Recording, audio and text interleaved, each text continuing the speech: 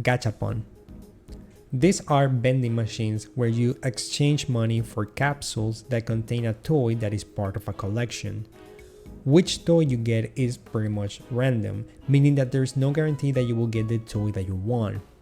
The origin of these machines can be traced back to England in 1883, when vending machines were set in train stations and post offices to sell postcards. In 1888, these machines will come to the United States, but instead of selling postcards, they will sell bubble gum. Later on, in the 1960s, the gum machines were modified to also sell toys inside capsule-shaped containers, and subsequently they were exported to Japan, giving birth to the term gachapon. The word gachapon is actually a Japanese wordplay, with gacha being the sound of the crank rotation and pon being the sound of the capsule landing on the tray. In 1977, Bandai will notice the potential of the toy vending machine, trademarking the term gachapon and attaching many of their popular franchises to them, with some notable examples being Kamen Rider and Gundam. These collaborations made the vending machines extremely popular among both young and adult demographics. But popular characters were not the only reason for the popularity, as these figurines were also quite cheap, with many machines costing around 200 to 500 yens for one roll, which in US dollars will be the equivalent of $2 to $4 for one roll. And over the years, these machines have extended all throughout Japan.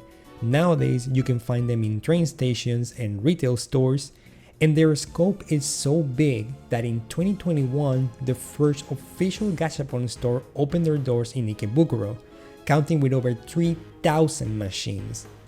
And it seems that the momentum for gachapon is not slowing down, as it was reported that the market size for gachapon is expected to grow at a compound annual growth rate of 13.9% for the foreseeable future. In modern times, gachapon has taken a new form known as Gacha Games. These are video games usually released on phones where players complete tasks in the game or spend real-life money to earn rewards. However, which reward they get is randomly decided based on a probability chart. Usually, gacha games reserve their rewards for characters or weapons, and the act of obtaining this reward is known as pull. If you have played any multiplayer game in the last few years, you may have recognized this practice because of loot boxes. However, gacha games take this practice to the extreme, as the random reward system is the main mechanic of these games. Because most of these games release on phones, the gameplay loop tends to be really simple. However, we have seen a rise of complex gacha games like Genshin Impact, which combines open world exploration with gacha mechanics.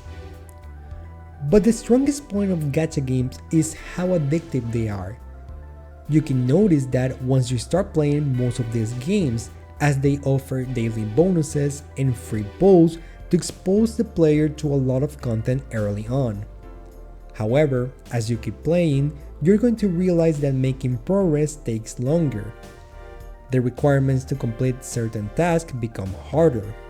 Some of your characters or weapons might become weaker. And some features might be inaccessible because you do not have enough of a special currency. While it is true that you can play most gacha games for free, you still need to invest a lot of time to access most of the content. And the reality is that this is not the most efficient way to play the game. As I mentioned earlier, you can spend real-life money on these games, giving you access to special benefits like special currencies that you can spend on pulls. However, due to the nature of gacha, there is no guarantee that you will receive the reward that you want, even if you spend real-life money. In order to hunt for a specific pull, you might need to do multiple transactions, which can be considered a form of gambling. And that's just one of the benefits of putting money into these games, as other benefits include upgrading your character or weapons, getting access to unique cosmetic, and some games even have monthly subscriptions.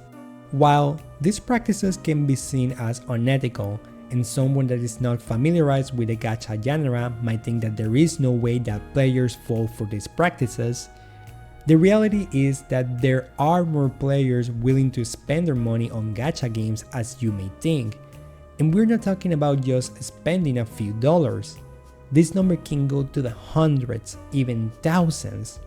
And companies are aware of this fact, as in 2021, Genshin Impact made over $1.4 billion. Nintendo, a company that is not associated with gachas, made $1 billion with Fire Emblem Heroes. And an argument could be made on how the gacha model is dangerous for the consumer, as this game stimulates the player's brain to get constantly rewarded, creating an addiction that is similar to compulsive gambling. And the consequences of such an addiction could lead to financial problems due to potential risk of high debts that come from spending a large amount of money, which could damage both your physical and mental health. However, the point of this video is not to criticize gacha games. Instead, I would like to present a lesson that we can learn from this genre. And for that, I would like to talk about one of the most unique and heartwarming games that I have ever played. Game jams. These are competitions where game developers create games based on a theme in a short period of time. Among game jams, Ludum Dare is the biggest of them all. They started hosting competitions back in 2002, initially counting with only 18 participants. Nowadays, they are still hosting competitions, with their latest edition counting with over 4,000 participants and over 2,000 games submitted. In April 2019, Ludum Dare hosted their 44th edition, where the theme was Your Life is Currency. Among the over 2,000 entries that this edition got, one in particular caught my attention. Gacha, created by Chime Chen and Jewel Pop. This is a cozy game that uses gacha mechanics to tell a story. And while other gacha games tell their own story through dialogue and cinematics, in this game the narrative is told through the act of pulling rewards. You see, the toys that you get from the gachapon machine are actually objects and creatures that are part of our protagonist's life. From their first pet, their first car, and even their first source of income. Each item that you pull from the machine gives us a peek of the protagonist's past. One of my favorite examples is a small plane which is titled Migrated Overseas, which is accompanied by the description, "I'm equal parts excited and scared." And while we don't know the name nor what they look like, we still feel something for this character as we relive their memories. In a way, the gachapon in this game acts as a time capsule that has finally been dug up. And as you keep exploring these memories, you can see how our protagonists have changed throughout time. From the innocence of their childhood all the way to the dangers of the adult world. And while the gameplay may not be the strongest aspect of this game, it is still fun to put together the pieces of the story, as the end result is a coming-of-age narrative with relatable and engaging moments. I have avoided so many of the memories because there is a lot of really interesting ones. So if any of this is interesting, I suggest you to check this game out. It is really short, and I guarantee you, this game will hit too close to home. If there's a lesson that can be learned from this game is that our life is limited. While we can go back to the past and reminisce about it, there is nothing we can do to change it. Instead, we need to learn from our mistakes and build a better future.